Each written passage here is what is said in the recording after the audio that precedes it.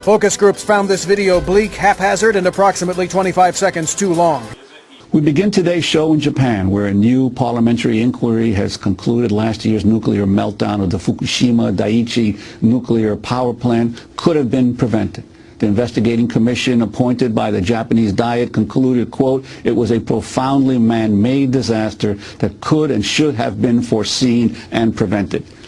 The commission held the government, regulators, and a nuclear operator responsible for the triple meltdown that occurred in March 2011 after a powerful earthquake and tsunami struck the country's northeast coast. Shuya Nomura is a member of the commission investigating the nuclear accident. Man-made disaster, we are able to say that based on all the facts gathered that the cause of the accident was in fact, we believe, to be man-made. The more than 600-page report urged greater safety around nuclear plants and called on Parliament to closely monitor a new nuclear watchdog due to be launched in a few months. It also urged the government to be more transparent about its relationship with the nuclear industry. Meanwhile, last weekend, thousands marched across Japan to protest the resumption of nuclear power generation.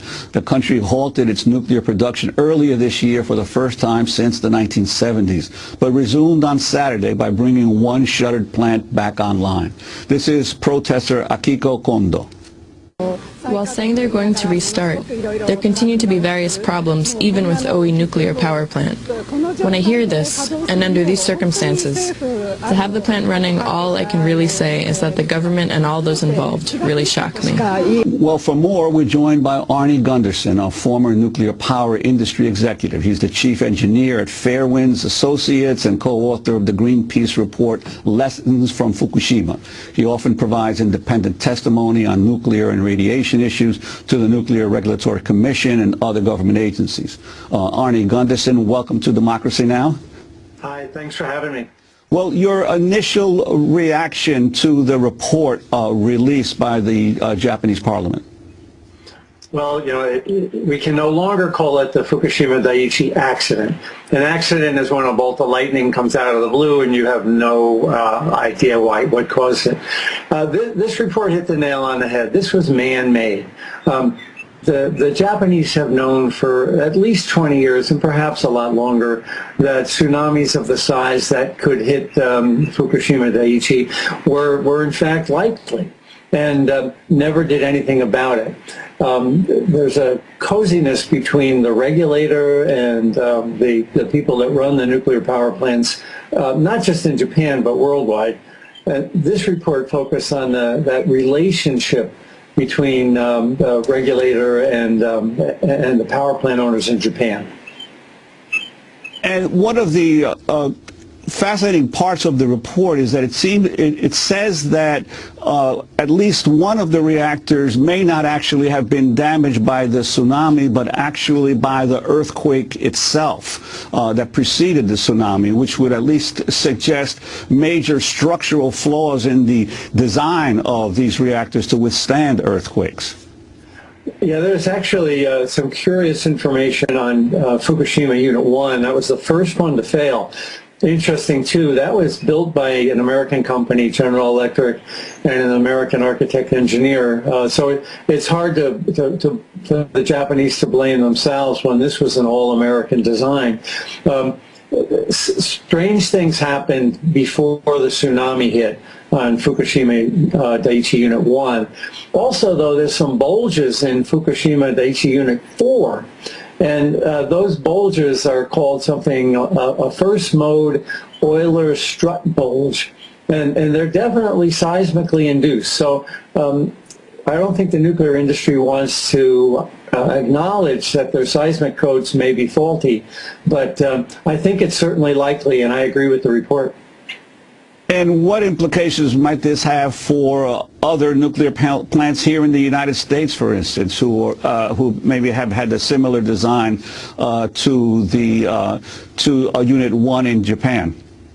There's 23 plants in the United States that are essentially identical to all three of the Daiichi plants that blew up, and you know, I'm of the opinion that they should all be shut down. We had a bad design back in the 70s. This design was known to be bad. There were a series of Band-Aid fixes, but it never really got to the root cause that this is just too small a containment.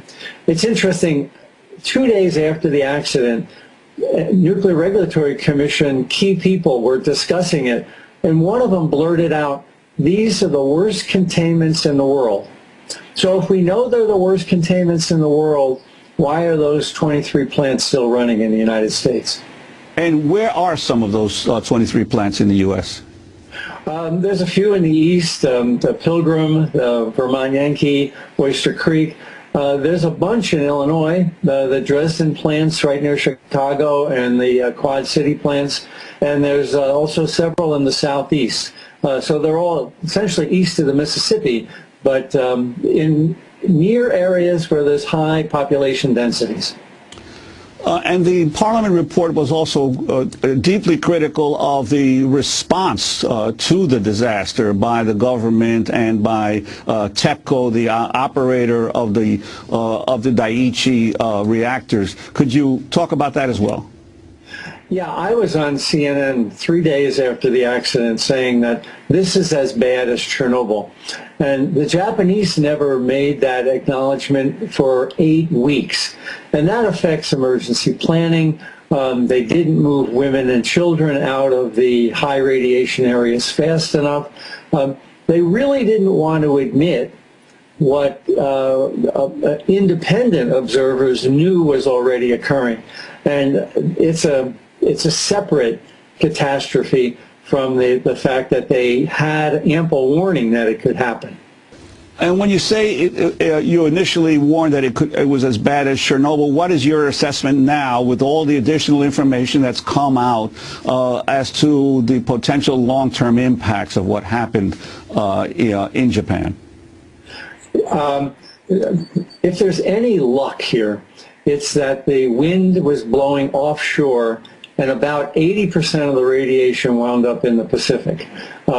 The amount of radiation released was clearly as much as Chernobyl, but most of it headed out to sea. That, by the way, wouldn't be the case in Illinois, for instance, where these reactors are surrounded no matter which way. My estimate is that over the next 30 years, we're going to see about 1 million cancers as a result of this. And of course, it could have been worse had the wind not been blowing out to sea. The report also was criticized the decision of the Japanese Prime Minister to rush to the site within a day of the disaster, saying that he actually impeded and delayed the efforts of the workers on the scene to control the disaster. Could you elaborate on that? You know, when you bring in the Prime Minister, attention is diverted from what's really important, which is a nuclear accident. Now, Jimmy Carter did that right after 3 Mile Island. He came about 3 days after the accident in an attempt to quell the public fears. But this was different. There was a grave disconnect between Tokyo Electric and the Prime Minister's office. They didn't trust each other. And, of course, the Prime Minister is taking credit, claiming that he forced Tokyo Electric not to abandon the site. And on the opposite side of the argument is that he arrived on site and diverted attention. I think it's a secondary issue to the broader issue of the fact that, you know, the regulator and the utilities were essentially in bed together. Also, it was quite unusual that the report leveled some criticism at the culture of Japan and the tendency of the public to not question the authorities, to not tolerate dissent, and really suggested that the attitude and the culture of the Japanese public needs to change. Do you consider that unusual in a report of this type? It's tough for the Japanese to admit that culturally they really respect authority.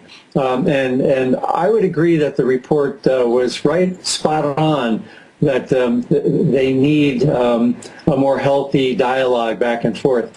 But, you know, it's not just Japan. When, you know, I was a senior vice president, and when I was fired, I was talking to a highly placed nuclear attorney in Washington, and he said, Arnie, in this business, you're either for us or against us, and you just crossed the line. So the industry, no matter if it's in the States or in Japan, is essentially a closed fortress, and independent experts have a very difficult time having their opinions aired. And also, what do you think will be the impact of this report here in the United States? Obviously, the Obama administration is on record as supporting an expansion of more nuclear plants here in the United States. And how do you think this will affect that direction that the Obama administration and many Republicans in Congress support? Well, I am concerned that the industry, the nuclear industry in the United States, will say it's a Japanese problem, and it's not. The influence of corporate money has an insidious effect on Congress, and it's really not a Democrat or Republican issue. There are no Democrats and Republicans when it comes to nuclear. They are all pro-nuclear. You know, we just saw that there were some hearings about Chairman Yasko, who was the NRC, the head of the Nuclear Regulatory Commission. And the industry didn't like the fact that he was trying to regulate. So they actually had congressional hearings trying to put him on the carpet, and as a result, he resigned. So this kind of corporate pressure on Congress works its way down to the commissioners. There's 5 of them, and the commissioners affect the staff. So it's just as insidious here as it is in Japan, and in fact, I think worldwide. Well, Arnie Gundersen, we want to thank you, former nuclear executive and engineer. Thanks for joining us.